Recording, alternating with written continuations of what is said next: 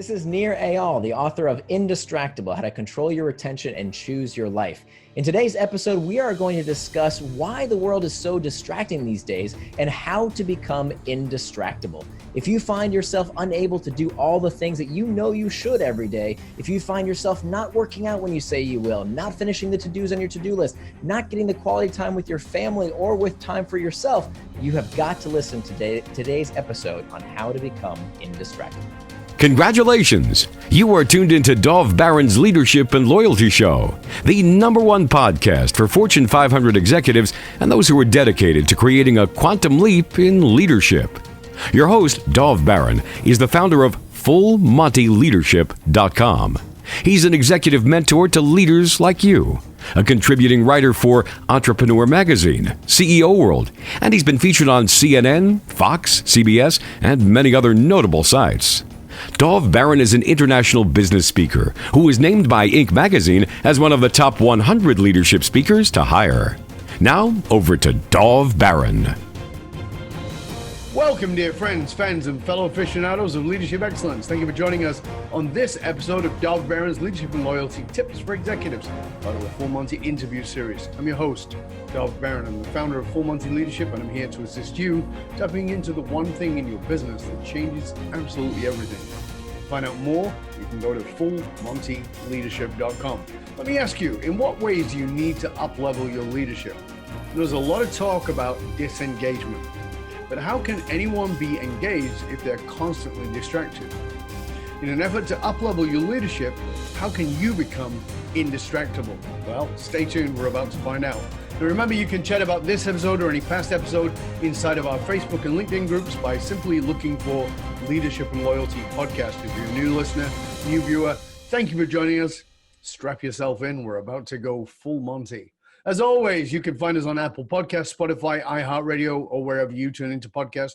And we always need your help in staying relevant. So please get over there, rate, review, and subscribe to the show. You can also catch us on traditional radio stations across the United States every Monday and Thursday. Also, you can look for us on Roku TV, where there's over 100,000 subscribers. And if you're a regular listener, regular viewer, then a big thank you to you for making us the #1 podcast globally for Fortune 500 listeners, with a potential reach of 2.5 to 4 million listeners for every single show. We are honored and delighted and certainly grateful to be cited by Inc.com as the #1 podcast to make you a better leader. You can listen to us on Google Home and Alexa by simply saying play Dov Baron podcast. Again, thank you for sharing the show with everybody you know. All right, let's strip it down and dive right in. We live in a highly distracted time. There are phones, tablets, emails, whole slew of apps, all seemingly screaming for our attention. On top of that, we have deadlines to meet, we have meetings to be in, and potentially spouses and families to take care of. It can all seem a bit demanding of our attention. So let me ask you, what would it take to become indistractable? How might you up-level not just your leadership, but your life by doing so? Well, let's find out together. My guest on this show is Nir Eyal. Nir writes, consults, teaches about the intersection of psychology, technology, and business. Nir founded 2 companies since 2003. He has taught at the Stanford Graduate School of Business and the Hasso Plattner Institute of Design at Stanford. He is the author of the best-selling book, Hooked: How to Build Habit-Forming Products, and Indestructible: How to Control Your Attention and Choose Your Life. In addition, he blogs at Nir and Far, that's Nir and Far.com. Nir writes, has been writing and has been featured in the Harvard Business Review, TechCrunch, Psychology Today. He's also an active investor and in habit-forming technologies. Some of his past investments have been in Eventbrite. You might have known that if you've ever been invited to an event. He's been involved with WorkLife, which was acquired by Cisco, Product Hunt. There's a whole list of these great shows, including Anchor.fm. You may have remembered that. That's been acquired by Spotify. He was involved in all those things.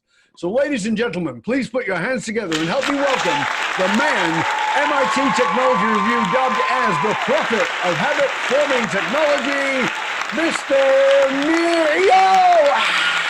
That might be the best intro ever, Dave. I appreciate that. Thank you so much. Thank you, mate. You're welcome. It's good to have you here. I really appreciate you joining us. My pleasure. Thanks for having me. So one of the questions we like to start the show with is, what do you presently find yourself curious about?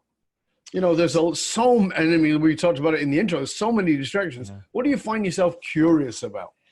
Yeah, so the world is full of so many interesting things these days. And of course, the access to all these interesting things makes it very difficult to sometimes stay focused. And so that's why I'm still fascinated by this macro skill of becoming indistractable. That if you can become indistractable, if you can simply do what you say you're going to do in business and in life, that is a superpower. That is what I call the skill of the century. And for me, my own life, it took me 5 years to write this book. I really wanted to get to the deeper psychology of why we get distracted. Why do we not do what we say we're going to do?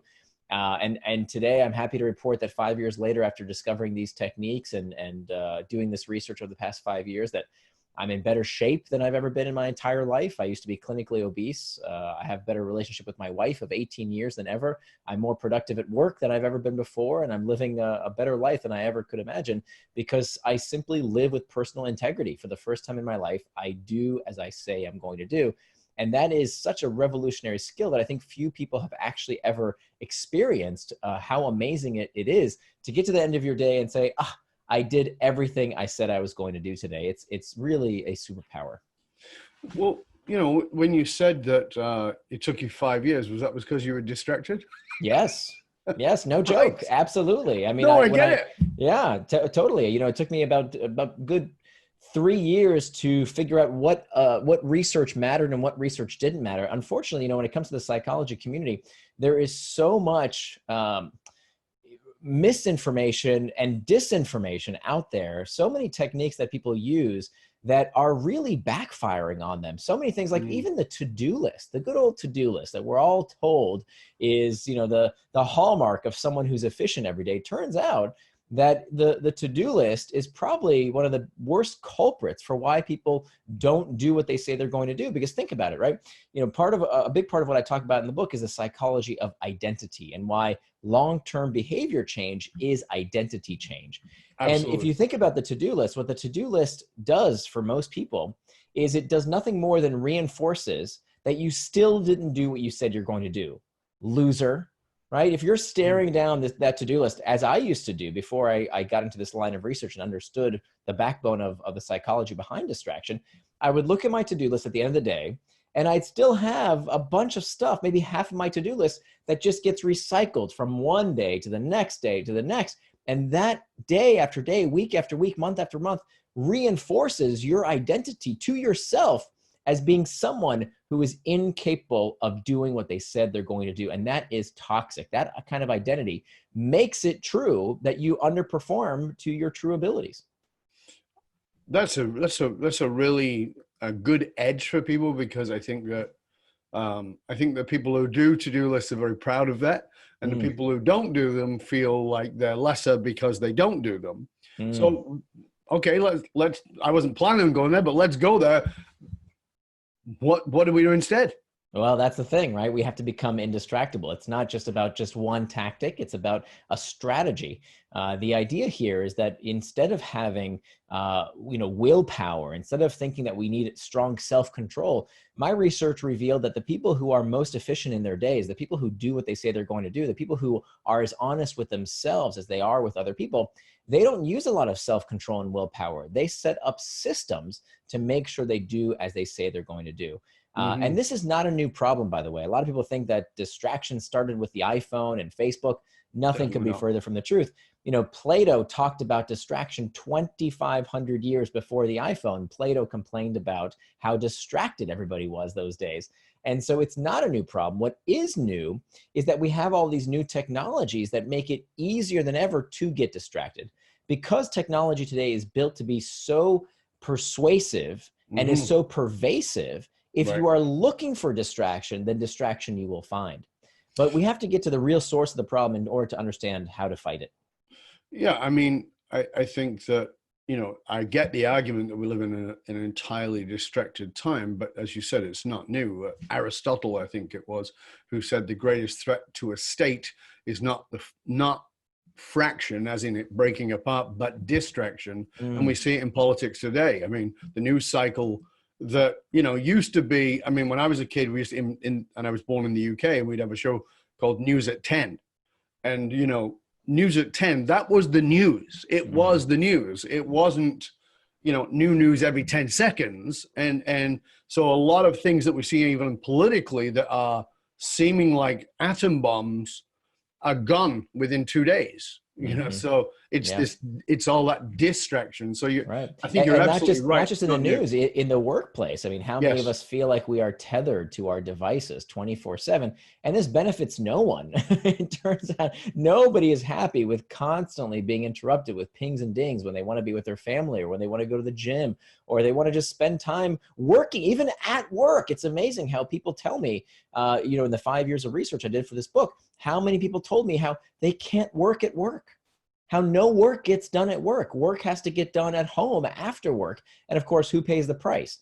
Our friends pay the price, our relationships, our children, our spouses, and our health all pay the price because we're not able to actually do our work at work. So, the world is certainly full of distractions if you go looking for them. But it turns out that the way we become indistractable is not that difficult. It's really about just 4 main strategies to become indistractable. As long as you know what you're doing, it is something that I believe anyone can overcome. So I want to come to those 4 strategies in a minute, because one of the things there's a chapter in the book about being indistractable, and you say that the reason that we're distracted at work is it's a symptom of cultural dysfunction. Right. Let's go into that, because I think that's a really important thing, because if you own a company or you're a leader in a company, it's easy to go, well, the problem is Slack, and the problem is Facebook and Twitter and LinkedIn and Instagram and a million other things. But you say something that's very different there, which is that it's a cultural dysfunction inside of an organization. Talk to us a little bit about that. That's right. So half the book is about things that you as an individual can do to become indistractable. The second half of the book is about the various environments that we operate within. So there's a section on how to build indistractable workplaces, how to raise indistractable kids, how to have indistractable relationships. And the section you've referenced here is really about the workplace, where I talk about how distraction at work is a symptom of cultural dysfunction. And here's the backing for this research. We know that there's no relationship between how much technology a company uses and how distracted the employees are. Well, how can that be, right? Isn't it the pings and dings from our emails, from our cell phones, from the Slack channels that cause all this distraction? Well, I thought that was the case. So I went to Slack, right? Everybody complains about the number one most distracting technology at work. Number 1 is email. Nobody owns email. Number 2 is Slack or some other group messaging service. Right. So I actually said, okay, well, I'm going to go to Slack. I'm going to actually go to this company that everybody complains about that is causing so much distraction. And I'm going to see, the source. I'm going to go to the epicenter. I'm going to go to the source of the problem. So I went to go see Slack, and I knocked on company headquarters. I go in the door, and I was shocked to see that at Slack, people don't struggle with distraction. That, this should be the most distracted company on earth. Nobody uses Slack more than Slack. But at 6:30, no one was in the office. The parking lot was cleared out. And at Slack, if you use Slack on nights and weekends, you are reprimanded. That is not what they do there. You are told, we don't do that here.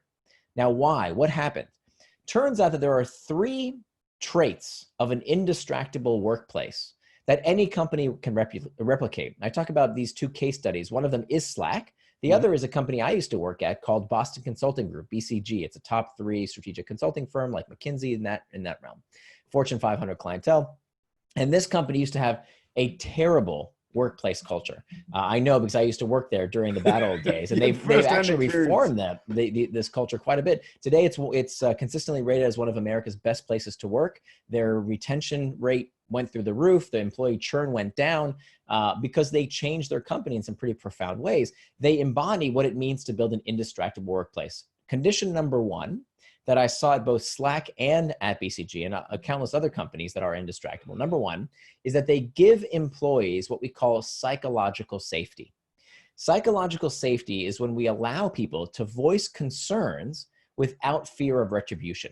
You see, the problem of distraction has nothing to do with our technologies and everything to do with the fact that we can't talk about the problem of distraction because people are afraid of getting fired. And if you look at every case of corporate malfeasance, whether it's the 737 MAX disaster that occurred at Boeing, all the way back to Enron and Tyco, every single one of these companies, what you will find are people in those companies who knew something bad was happening and couldn't speak up.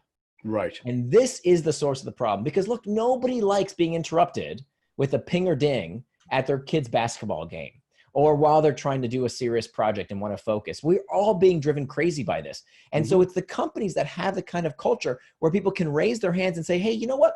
This isn't really working for me. Can we find a solution? Those are the companies, guess what, that find a solution. Right. It's these companies where people can't talk about the skeletons in the closet because they're afraid of getting fired. That's where this problem doesn't get solved. So number one is psychological safety. Number two, and by the way, I tell you how to establish psychological safety in your company. We're just going to go through the highlights here. Number two is to give employees a forum to talk about their concerns.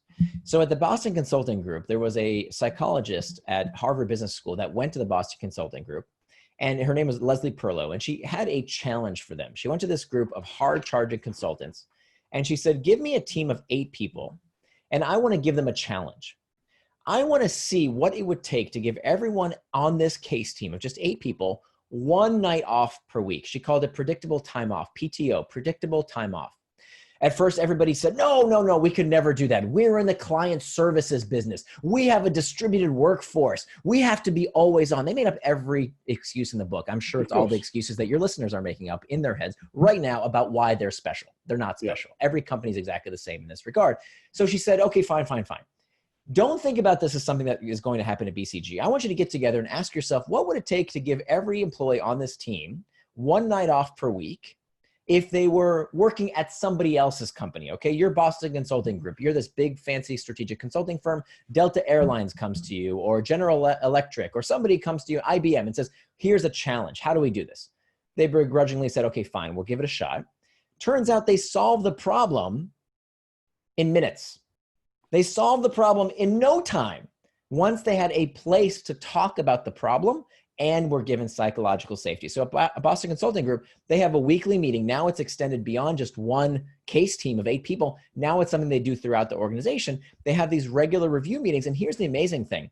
Once people felt the psychological safety and had a forum to talk about their problems about one problem, well, all the skeletons came out of the closet. Now they could talk about all the other stuff that they were holding inside. Because listen, if people aren't talking about the problem of distraction, which nobody likes, there are all kinds of other things. And so by facilitating these discussions, they improved customer service, they improved employee retention, they improved customer satisfaction.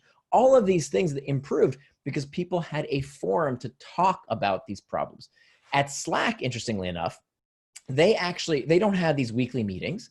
Interestingly enough, they use Slack to give employees a forum to talk about their problems. Here's how it works. They have a special channel called Beef Tweets. Beef tweets, like beef about the company. Right. And anybody in the company can voice concerns about the company and say what's not going well. And company management will chime in and let people know that their grievances have been seen or acted upon, get this, with emoji. So they will use an eye emoji. Senior management will use an eye emoji to say, yep, I saw that. Not necessarily that I fixed it, but that I saw that, right? Giving people the affirmation that their concerns are being heard. If a problem is fixed, management will put a check mark emoji to let them know, yep, we're taking care of that. And so that is how at Slack, they give people this opportunity to talk about these issues in some kind of form. The third trait of a company that is indistractable is that management exemplifies what it means to be indistractable. So culture, like water, flows downhill. Yes. And I can't tell you how many companies, I've given thousands of workshops about both my books, and across the board, I go into these meetings where they pay me a lot of money to teach them either how to build habit-forming products or to how to work in an indistractable fashion. And invariably, there will be somebody in the room who thinks it's a good time to take out their cell phone and they just must check email right this minute during this important meeting that we're having. And guess who that person typically is? Not the Gen Xer, it's not the millennial, It's the big boss who thinks he's so important. She just has to answer that email right now. And that sets a precedent. That sets a cultural tone to the rest of the company that you people right here who are physically present, you're much less important than whatever is on my device. Mm-hmm. And this has a secondhand smoke effect that people don't realize, because when the big boss is on their phone, everybody else says to them, I wonder if he or she is emailing me right now. I wonder what's happening in my inbox. I wonder what Slack channels I have to respond to. And now they get this urge to check as well. And now pretty soon we have what we call a zombie meeting, where we have a lot of warm bodies in the room, but everybody's brains are gone. Everybody's brains are somewhere else. So if we're going to meet in person, we have to meet both in body and mind. And so that's just one example. Fundamentally, it's about setting an example as a leader. If you want to level up your leadership game, if you believe that working without distraction is important, you have to set the tone, which means when you sit down to a meeting, you have your phone somewhere else, which means that that you respect people's time, and we'll tell you how exactly to do that. There's some amazing techniques that you can use around getting more out of your employees, around getting more out of yourself by becoming indistractable. But fundamentally, setting that example is incredibly important. I'll give you a great example. When I walked in to Slack headquarters in San Francisco, I was shocked that on the walls of company HQ, they have a neon sign. You can't miss it. Big pink neon letters. And that sign says, work hard and go home. It says it on the walls of the company. Because at Slack, they believe, from Stuart Butterfield, the CEO, on down, that is part of their company culture. That work should be part of your life. It shouldn't be your entire life. That to get the best out of people, we have to give them the time and place to focus. So that's kind of the tip of the iceberg in terms of an overview of how we build an indistractable workplace. It's interesting because we do, with our company, we do a lot of work around corporate culture. And I'll often say, what is your corporate culture? And they'll hand me a document or they'll tell me something. I go, that's not your corporate culture. Right. They say, well, yeah, it is. This is the outline. I said, but that's not it. And what do you mean? That is maybe your preference, but the subculture is actually the culture. And they go, what do you mean? I go, and it's very simple. And I go, I'm going to summarize culture for you in one word. And they go, what's that? And I said, permission. And they say, well, what do you mean? I say, if you do something, that is permission for others to do it, if you're the leader. So it's exactly what you're saying. If the CEO is checking, and, we've been in meetings where the founder is there and he's the one who called us in, and we're doing all this great work around finding the purpose. And he's I got to take this call. Yeah. Why? Well, he's showing you how he's prioritizing his time. Yeah. I mean, that's fine. But let's admit that this is not as big a priority as this phone call. And if it is, then maybe we should have had a different time for the meeting. But it's exactly that. It's permission. And we see that all the time. Yeah. But I mean, I really believe this, and we do a lot of work around this, is you don't have the right to ask people to do what you're not willing to do. And that's unless there is a specific skill set that you're asking them to do, so not behaviorally, but skill set. Okay, well, I don't do that, but you're good at that. That's what you do. That's fantastic. But behaviorally, I don't have the right to ask you to do what I won't do. Right. Well, there's also a point here I want to make sure I nail in here. I'm not against working a lot. Okay, no. I want to be very clear about that. I don't like these rules that they have in France and in Spain that says, nope, 35 hours a week. By law, you can't work more if you want to. No, I don't agree with that. I think if you want to work a lot of hours, go for it. I have no problem with that. And frankly, you should kind of know what you're getting into, right? If you are going to be a forest ranger, probably not a good idea, probably not a good career pick if you have really bad allergies, okay? Just part of life. You probably shouldn't go into that field. So if certain professions are not part of your value set, you should probably know that investment bankers work 60, 80 hours a week. If you're gonna work at a startup, you're gonna be working a lot of hours. That is part of what's required for some of these professions. If you're gonna be a doctor, you're gonna work long shifts. Those type of companies, that's not what I'm worried about, because people generally know what they're getting into. And if they're not, frankly, that's on them. I mean, use Google for God's sakes before you take the job. What I have a problem with is the bait and switch. The bait and switch occurs when someone takes a job with an employer thinking they're going to be working 40 hours a week, right? That's typically the 9 to 5. And then they get there and they realize, oh, 9 to 5 is only in the office. I got to work another 20, 30 hours outside of work on nights and weekends. That's a lie. That's bait and switch. Mm-hmm. And so that's I think the problem I'm trying to address here is when people don't realize that they have submitted to this cycle of responsiveness that is facilitated through the technology, but the root cause is a crappy culture where people can't talk about the problem and fix the problem in the first place. Right. Now you're walking us through these attributes, and we've talked about psychological safety. Let's just make sure we've got all three outlined so that our viewers, our listeners get, okay. So psychological safety, we know what that is. That is a safe place to talk about whatever the hell it is that's bothering you. It's not a bitch session. It's not about whining and complaining. It's about having a safe place to say, this seems to not be working, and how do we solve it? It's not just for moaning and complaining, but it's actually looking for solutions. So that's one. Number two? Without the fear of getting fired. Without the fear of getting fired, of course. And a great place to start is with distraction, right? Because again, this is a problem no one's having fun with. Nobody likes the fact, not even the big boss likes the fact that they're constantly interrupted and can't even go to their kid's basketball game in peace. So if we can't talk about that problem, there's probably all kinds of other things we can't talk about. So that's the first thing, establish psychological safety, the ability to talk about your problems without the fear of getting fired. Number two? Number two is establish a place to talk about those problems. So if it's, I oftentimes when I go into companies, I see, oh yeah, we have an environment of psychological safety. If anybody has a concern or a problem, just put it in the box. You see the box right there? It says comments and suggestions. Just put a little piece of paper in the box. We'll take care of it. No, that's not good enough. We need to have an environment where people can actually have a dialogue, can actually talk about this problem. And again, start with the problem of distraction. Start with this, when I work with companies and I take a quick poll of, would people like more the ability to focus? Well, first let me back up. Actually, first I ask, how many of you need time to think in your day, need time without distraction, need time to focus? Every hand goes up. Yep. And then I ask, well, how many of you have that time in your day?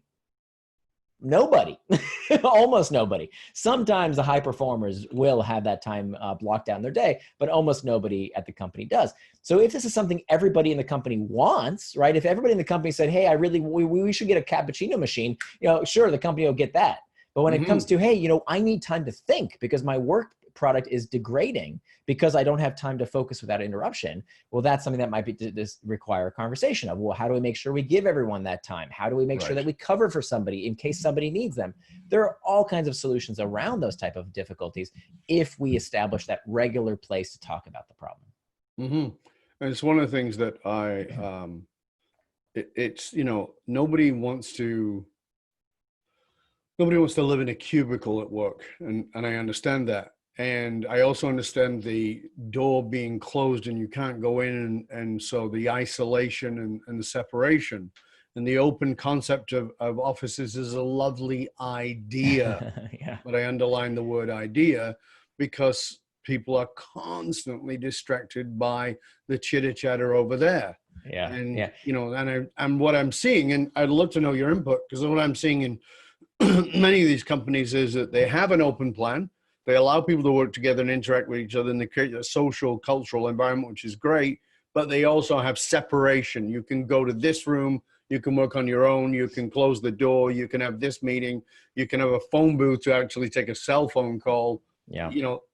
Is that more in line with what you're talking about? Yeah. So it turns out it's interesting. So in the research shows that the number one complaint in terms of distraction, the number one source of distraction in the modern workplace, it's not the pings and dings. It's not the computer. It's not the cell phone. 80% of survey respondents said the number one source of distraction was other people. Other people, yeah. People tapping you on the shoulder and saying, hey, can I just talk to you for a quick sec? It's never a quick sec. Or saying, hey, did you hear that bit of office gossip? Let me just tell you this one quick thing. And that actually turns out to be the biggest complaint that we have, particularly because of the rise of the open floor plan office. Companies like to say, oh, it's for collaboration. It's, so that we can know each other better. I don't believe it. It's to save companies money. That's what it's for. It's about real estate costs.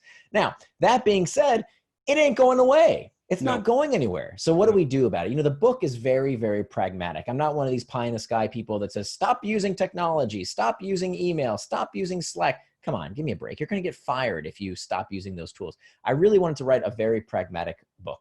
And so I talk about the third step to becoming indistractable is about hacking back the external triggers. And so I talk about all of these external triggers. The external triggers are all of these things in the outside environment that can lead you towards distraction. So I have a chapter in the book about how to hack back your phone, hack back your computer, hack back group chat, hack back meetings. Oh my God, how much time do we spend in stupid, distracting meetings? How to hack back email, and of course, how to hack back the open floor plan office.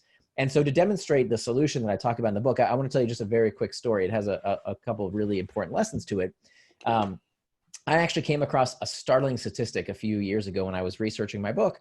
I learned that if it was a disease, the third leading cause of death, what would you guess it would be? The third leading cause of death. I'll give you the first two. Number one cause of death in the United States of America is heart disease. Yep. Number two is cancer. You've already read the book, so don't give it away, but I'll tell your audience. Go the ahead. Third leading cause of death, if it were a disease, it's not Alzheimer's, it's not accidents, it's not suicide. The third leading cause of death, believe it or not, would be medication errors. Yes. People receiving the wrong medication or the wrong dosage of medication from healthcare practitioners inside of hospitals.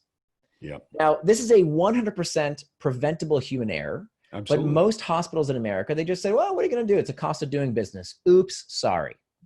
Turns out that this is a totally preventable problem. And a group of nurses at UCSF decided to take on this challenge and figure out what was going on. Why are nurses making so many mistakes? And the culprit was distraction. That during their medication rounds, when nurses were giving out medication, they were distracted per dosing round on average 10 times per one of these dosing sessions, and they were making mistakes. So why do I tell you this story? Why is this so important? The tragedy here is that the nurses, when they made these errors, they didn't realize the mistakes they were making until it was too late. Right. So it wasn't until the next day they came back to work and somebody said, did you know what you did to that patient? You almost killed them. Sometimes they didn't kill them. Did they realize the errors they had made? But at the time, they thought they were doing a great job. Sure. And so this is a perfect illustration, a very sad illustration of what's happening to everyone else in the modern workplace. Even if you're not a healthcare practitioner, when you get distracted, you make mistakes and you don't even realize you're making those mistakes. You think you're doing a great job. I'm doing awesome. And you don't realize how much better your work output would be if you worked in an indistractable fashion. So there's a happy ending to this story, actually. So these nurses, they actually came up with a solution that reduced prescription errors by 88%. They almost eliminated this problem, right? 88% reduction. Here's what they did. It wasn't some fancy new technology. It wasn't some multi-million-dollar retraining program. The solution turned out to be cheap plastic vests. These plastic vests that nurses wore over their garments that had in big letters, drug round in progress, do not disturb. Okay, it was written on the front and the back. And that simple message almost eliminated this problem. Now, what can we learn from this? How can we implement this in our own work life?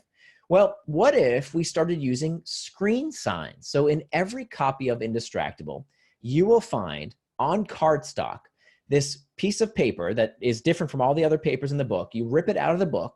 It's in color. It's bright red. You fold it into thirds, and you put it on your computer monitor.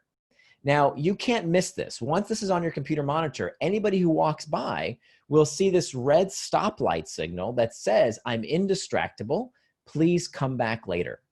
Just like those nurses, you will be hacking back that external trigger of distraction to tell people in the company, hey, you know what? I need an hour, 30 minutes, whatever it is amount of time you need to focus. I need that time to focus. Please come back a little later. Just like those nurses did, you will remove those distractions by sending a clear signal to your colleagues. You also help establish, if you're a leader in your company, you are establishing a company culture that, you know what? We value this here. We value focused work in our company. It's something that's important to us. We want you to have that time to think about a problem deeply, because that is where our hardest challenges get solved. Yeah, I love the practicality of that, because I mean, obviously that's very old tech. You fold a piece of cardboard. Yeah, That's anyone very can do old. that. But this is the thing, is I think that we're looking for another distraction to make us less distracted.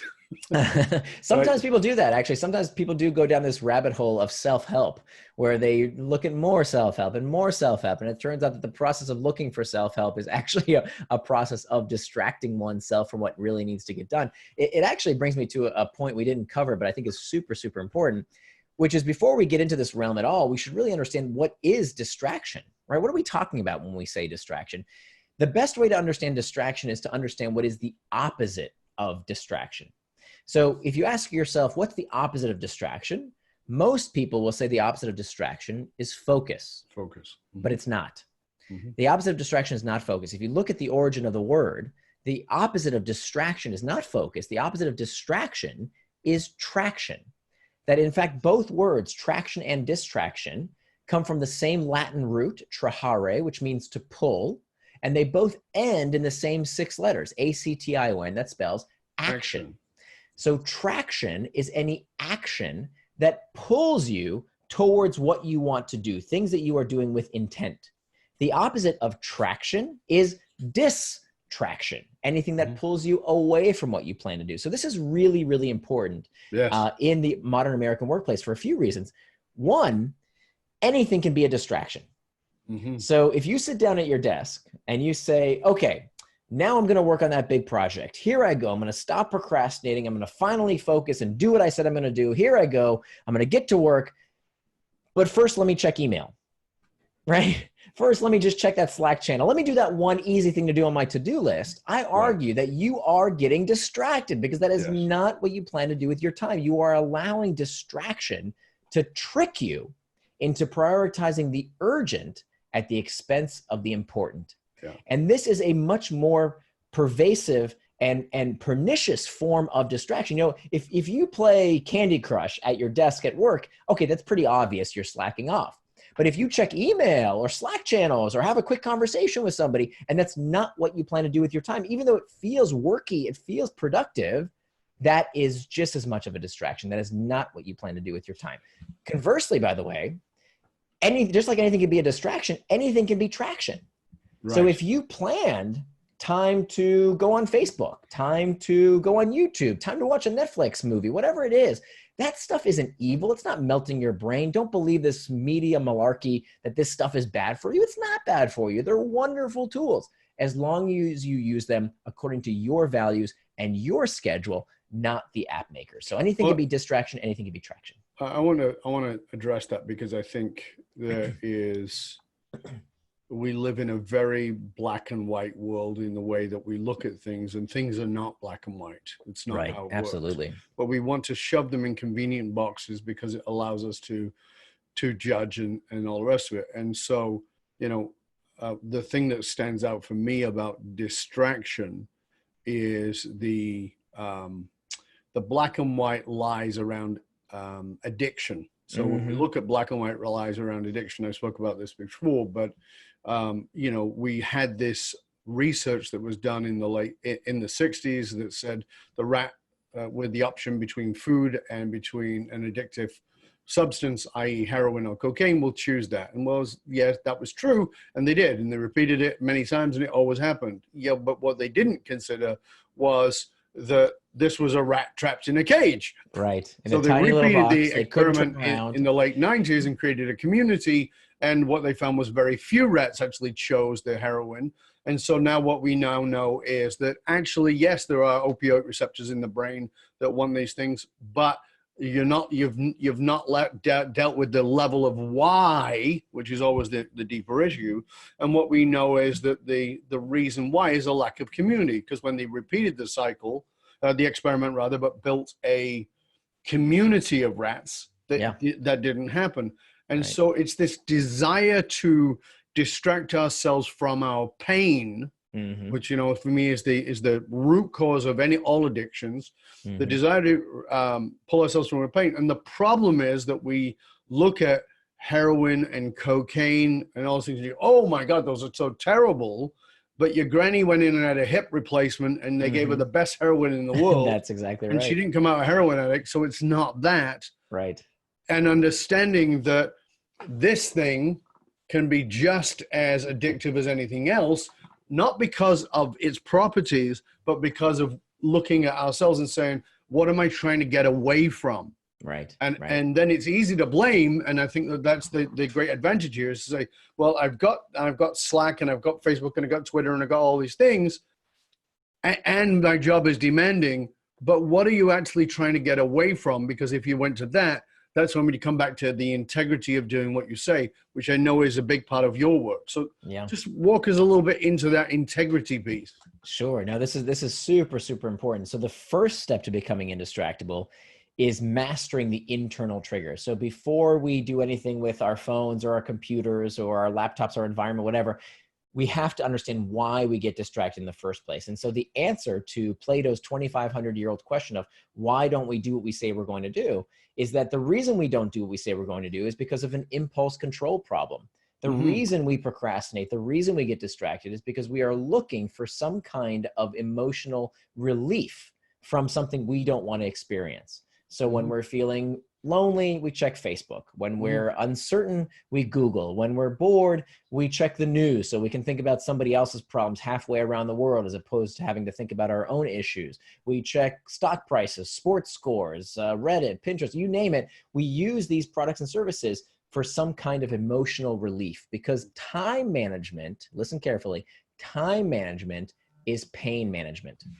So I don't care what guru's techniques you're working, what book you read, what life hacks, none of that stuff works unless, first and foremost, you understand what is the discomfort driving you to seek relief, driving you to seek escape from that uncomfortable sensation.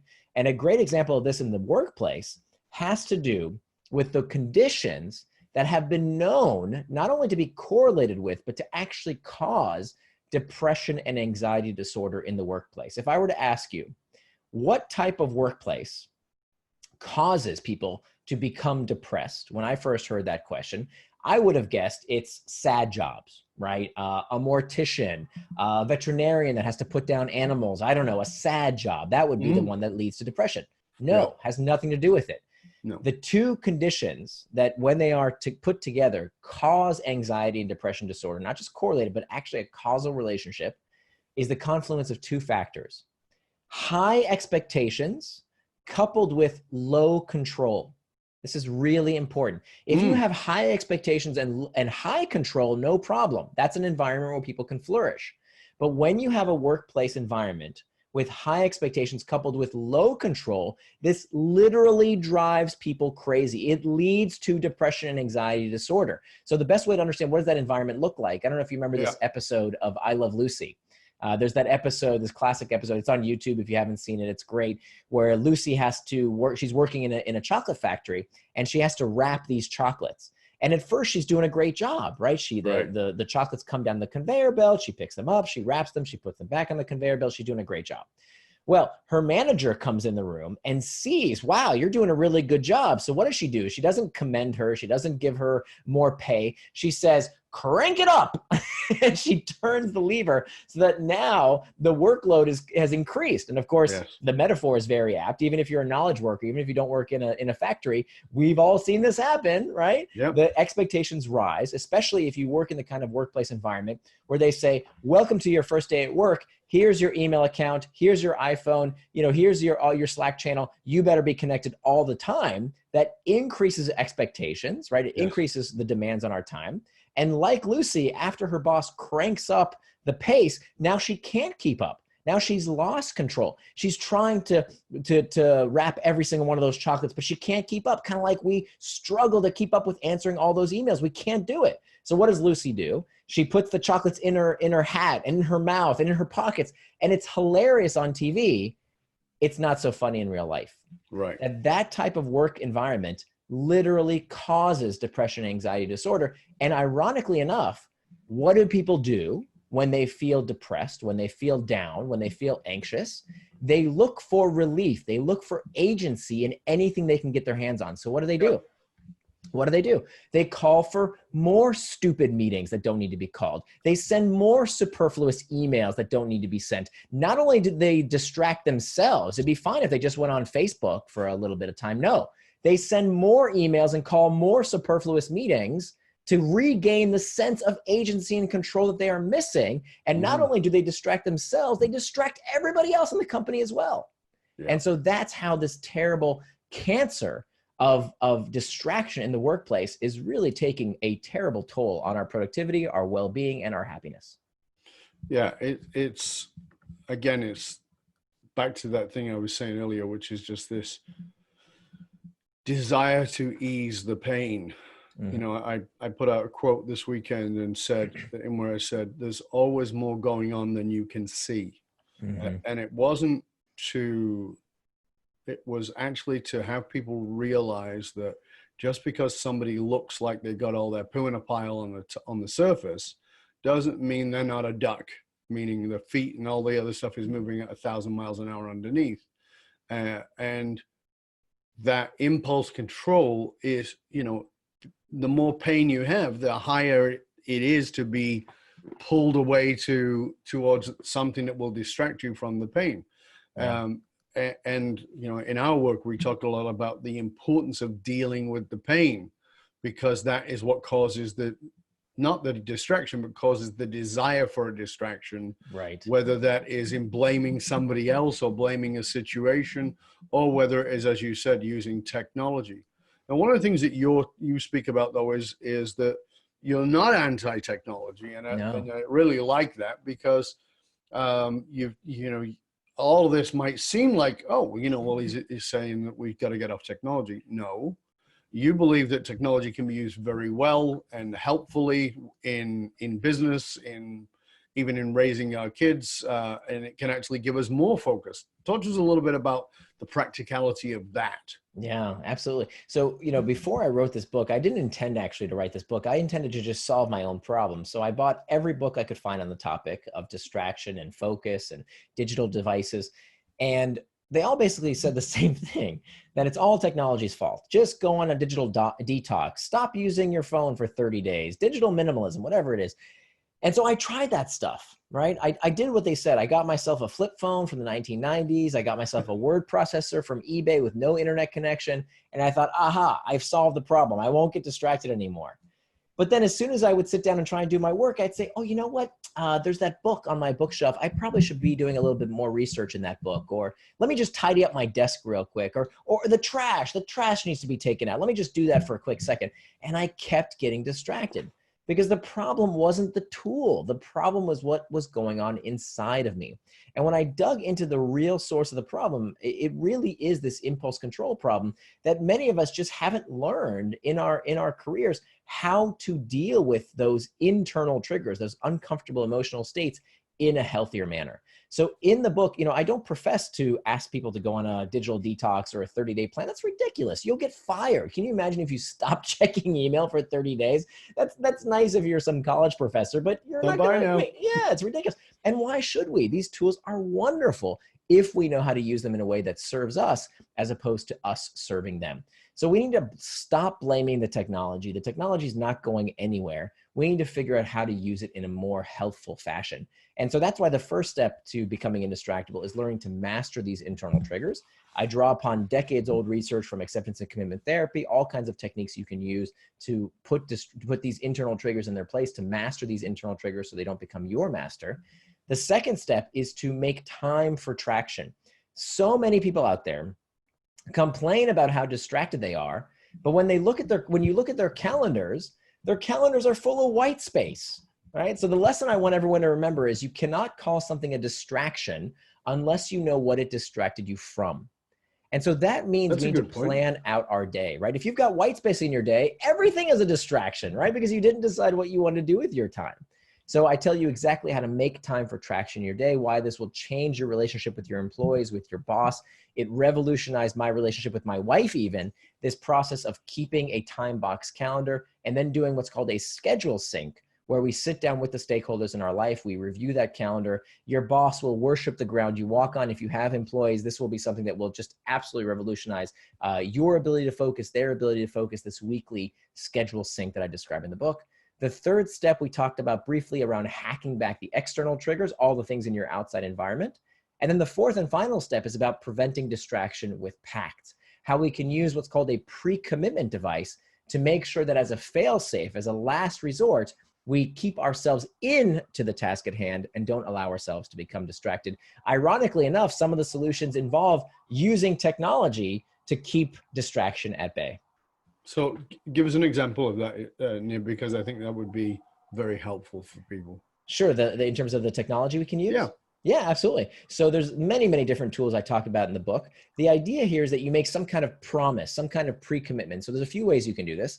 One way is that you can find a friend at work, right? You can say, we're going to work together. I did this with an author of a friend of mine by the name of Mark Manson.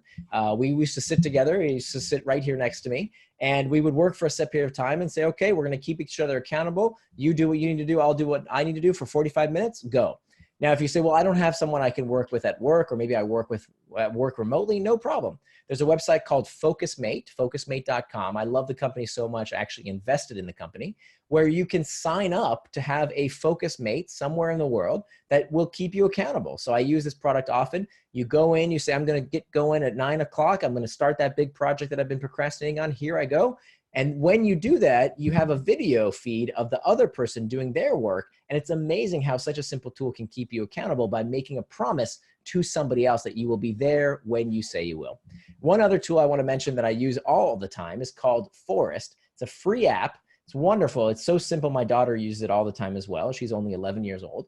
And forest, like as in the forest. The trees, right? Like a tree. So the way this works is you open the app, you dial in how much time you want to do focused work for.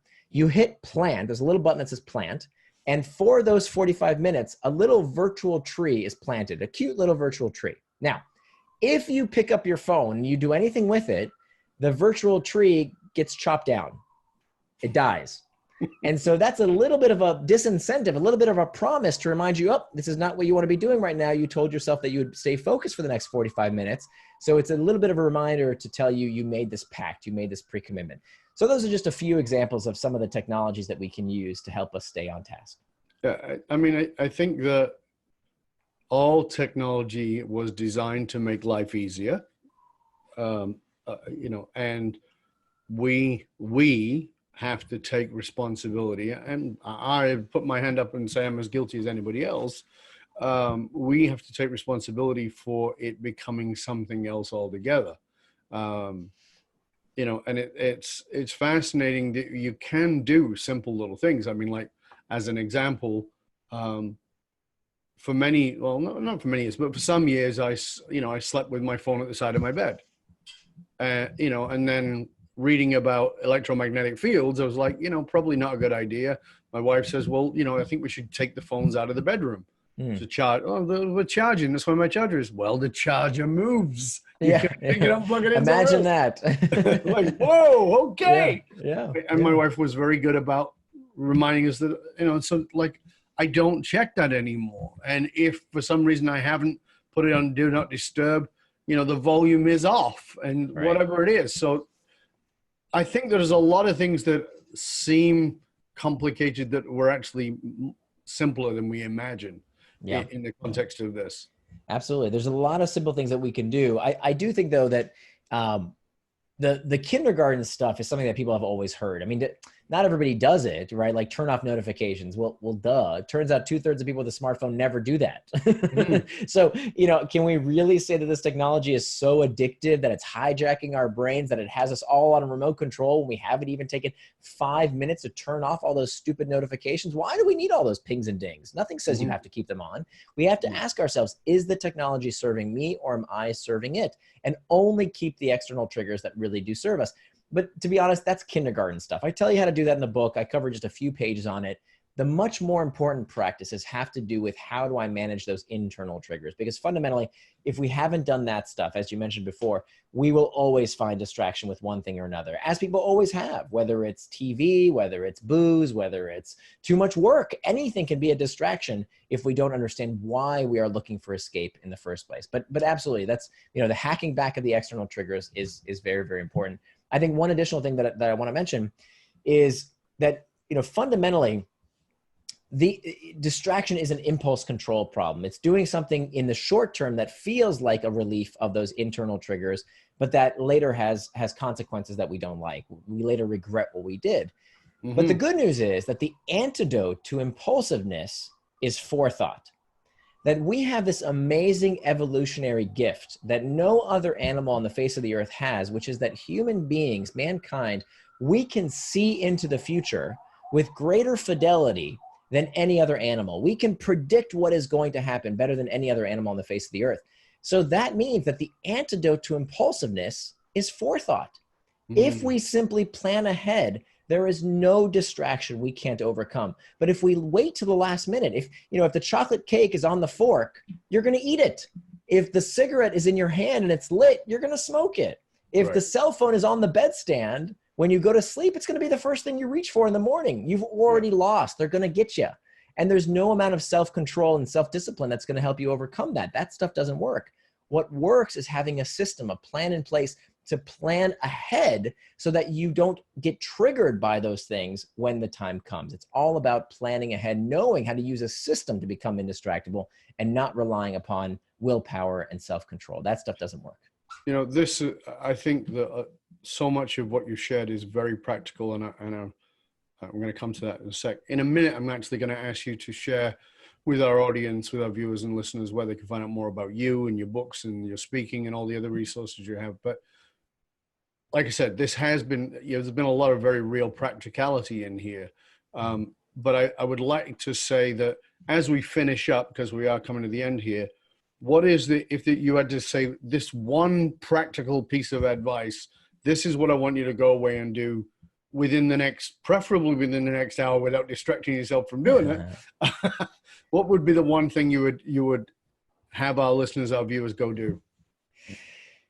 So I think strategy is more important than tactics. So tactics are cheap. Tactics change. Tactics are what you do. Strategy is why you do it. So whether you buy the book or not, doesn't matter. What's important is that you can see in your brain this picture, what I call the Indestructible model of to the right is traction, to the left is distraction. Okay, you can think about a number line with right and left, traction, distraction, things you want to do with intent, things that take you away from doing what you want to do with intent. Then you've got two lines bisecting that horizontal line, two vertical lines. One is external triggers, one is internal triggers. So external triggers are the pings and dings, the rings, all of the things in our outside environment that can lead us towards traction or distraction. And then you have the internal triggers, the things that start from within us that lead us to distraction, loneliness, uncertainty, fatigue, stress, anxiety. That's where we start. So now we can simply work our way through those 4 compass points. Number 1 is to master the internal triggers. Number 2 is to make time for traction. Number 3 is hack back the external triggers. And number 4 is to prevent distraction with packs. And if you understand that picture, you'll be ready to go. That's the most important. It's not so, what took me so long to write this book, part of the reason was because I wanted to only include the most relevant research and in the right order. So if you jump straight to making packs, that will actually backfire. You have to first figure out the most important steps, like mastering the internal triggers, before you do the other 3 steps. And that diagram is actually in the book. Yes, that's the kind of core, that's the map of the book. Of how to be indistractable. So again, I encourage people to go read the book, get the book, because it's actually laid out for you there and it shows it as a diagram. It's very easy to follow. Nir, this has been a real pleasure. Thank you, sir. I really have enjoyed our conversation and your great guidance. Before we finish up, please take the time to tell our friends, our listeners, our viewers where they can find out more about you, your speaking, and all the other resources that you have. Thanks so much, Dove. So my blog is at nirandfar.com. That's spelled N-I-R andfar.com. N-I-R is like my first name, so nirandfar.com. If you go to nirandfar.com, there's actually an 80-page workbook that's complimentary, that whether you get the book or not, you can get. We actually were going to publish in the book, and then it ended up being too long, so we made it as something you can get for free on the website. If you do end up getting the book Indestructible, make sure you go to indestructible.com. Keep your order number, whether you get the order number from Amazon or your local bookseller, keep the order number when you order the book. Enter in that order number at indestructible.com. There's a video course, a complimentary video course, which you'll want to get. That's all at indestructible.com. Fabulous. So keep your order number, and then you're going to get the video course at no charge as well. So you've also got the 80-page workbook. So there's all kinds of great value there. This has been a real pleasure, a real honor. Again, want to say thank you, and I encourage you dear listener, dear viewer, to hang out with other conscious leaders and chat about this episode that you've been listening to or any past episodes. And you, of course, can do that inside of our Facebook and LinkedIn groups by just simply looking for the LinkedIn and Facebook groups, which is Leadership and Loyalty Podcast. When you're ready to develop the leadership and loyalty inside of your organization, then come talk to us at fullmontyleadership.com. To find out how you can hire me, Dov Baron, as a speaker or strategist for your organization, go to fullmontyleadership.com/consulting or fullmontyleadership.com/speaking. Full Monty Leadership, where we provide the essential leadership skills to rekindle and amplify the hidden loyalty assets inside of your organization by tapping into purpose. fullmontyleadership.com, because you can't outsource authenticity. I want to thank you for sharing the show with everybody you know. Until next time, stay curious, my friends. Stay curious about how you can become indistractable, because you can. Just go through what's in this book. It's laid out really simply for you. I'm Dov Baron. I'm here to assist you tapping into your deep greatness to reach that next level of clarity, focus, purpose, and profit in your business, your life, and your leadership impact. And I am out.